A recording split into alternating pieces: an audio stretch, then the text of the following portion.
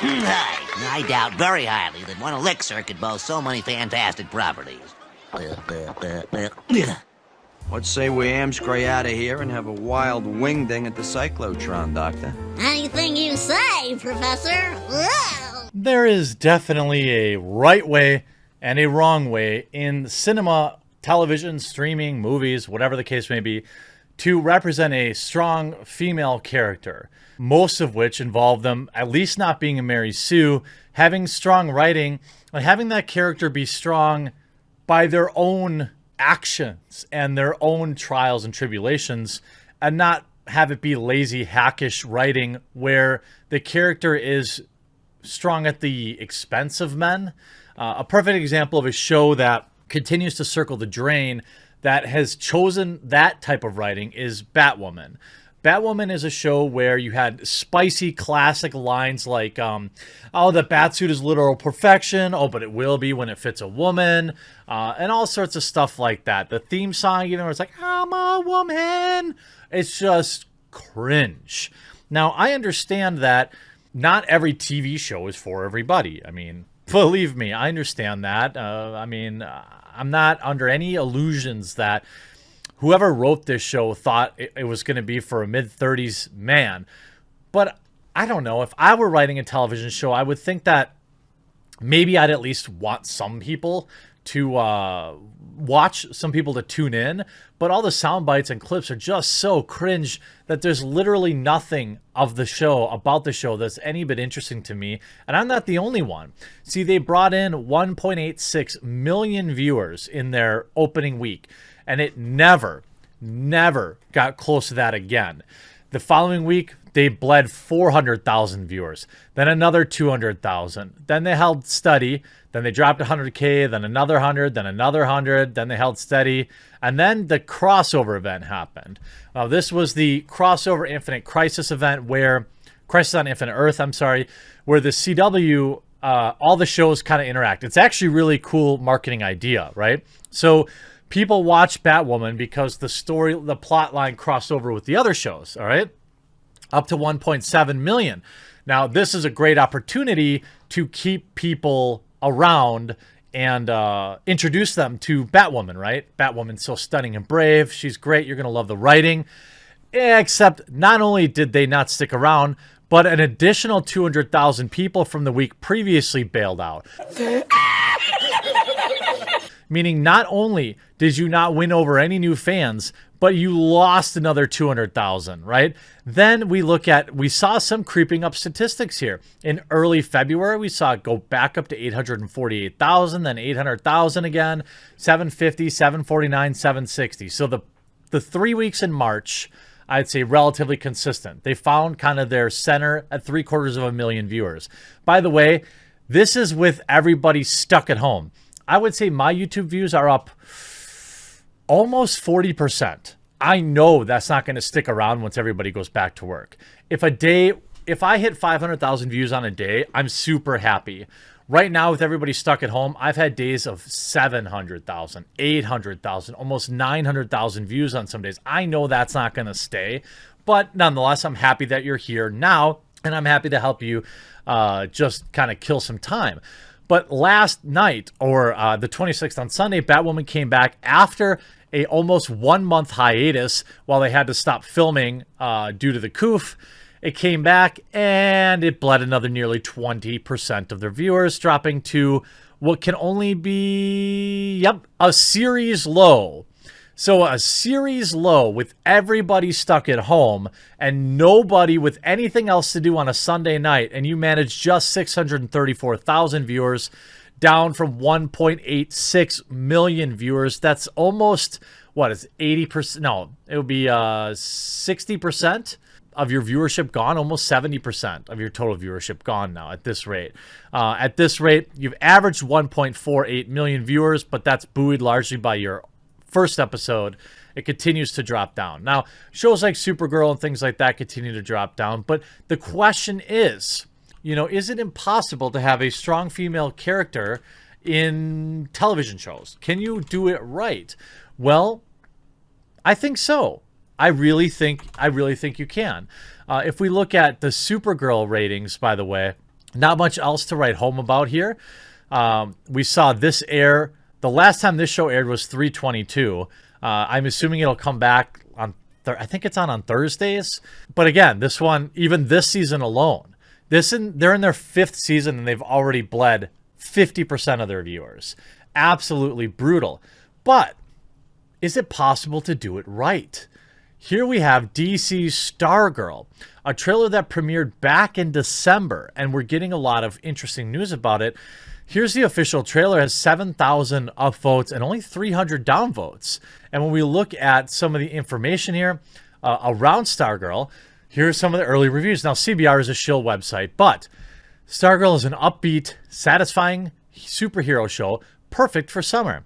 Stargirl is a breezy, optimistic blast with a likable cast and zippy action that's sure to satisfy superhero fans. Stargirl opens with a blast of exhilarating superhero action. Its final showdown between the Justice Society of America and the evil counterparts in the Injustice Society of America. The battle is intense as Starman's, who's played by Joel McHale, sidekick Pat Dugan, which is played by Luke Wilson. So these are some like C-tier actors, but you know what? I always like Luke Wilson. I never cared for Joel McHale, but whatever. Pulls up in the scene in his classic car. Ultimately, though, the Injustice Society prevails, destroying the Justice Society and forcing those in the group to survive to abandon their superheroics and move on with their lives. Now, it goes on to talk a little bit more about the show, but I actually want to watch the trailer because I'm curious if it's actually good. And to answer the question, is it possible to have kind of a female-centric superhero show that doesn't rely on men bad as their narrative? So let's actually take a look.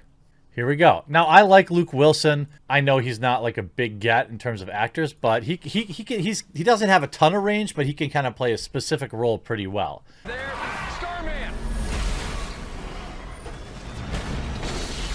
The Justice Society must live on. Someone with honor. You know what's interesting is like right away, this feels like a movie and not like a CW show. This is already like significantly better than, in 11 seconds, better than the Batwoman trailer. Let's carry the torch. I know this has been difficult. The move and a new stepfather, but we're gonna make a good life. Hey, sorry, that's just real delicate. What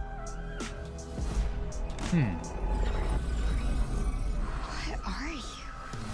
Okay. Cosmic staff. It's extremely temperamental.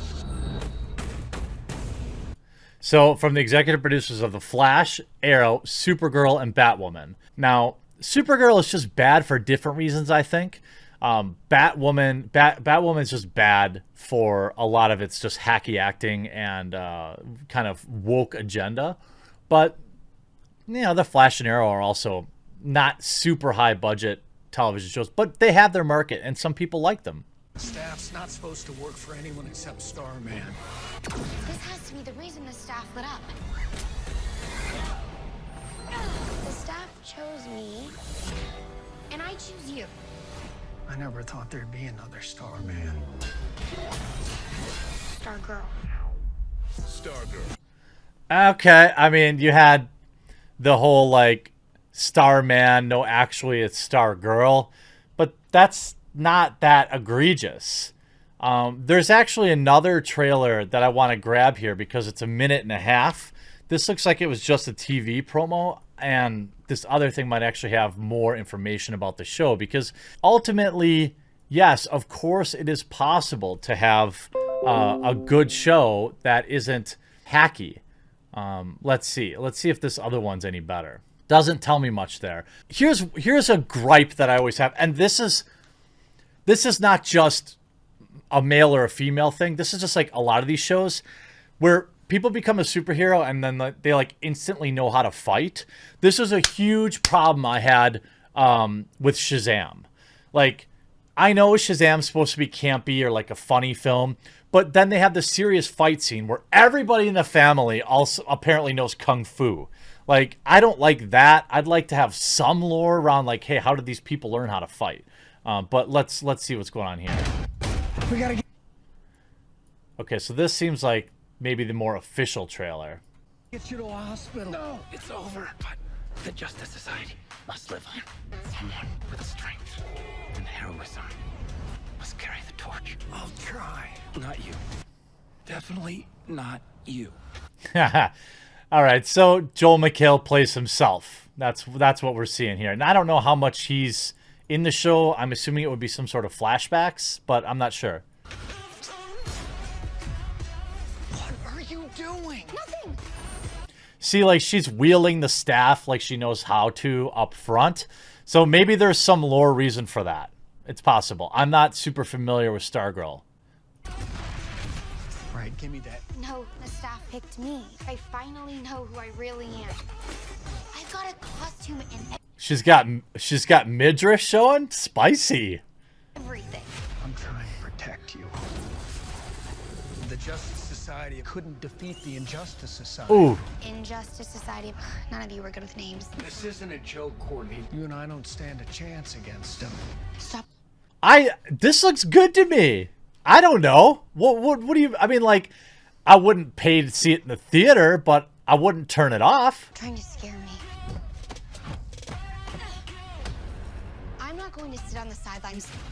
I'm putting together this new team to get justice. This is our destiny.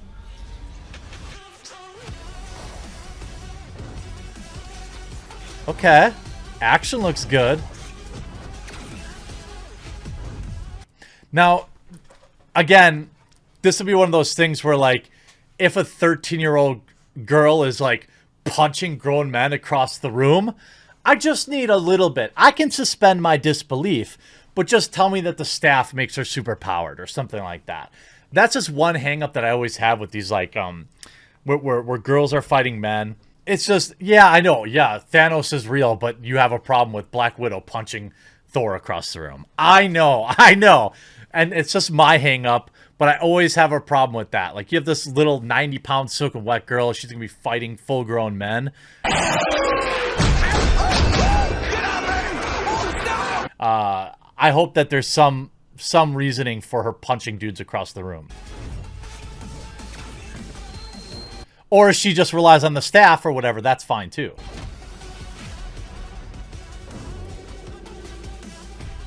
No, apparently not.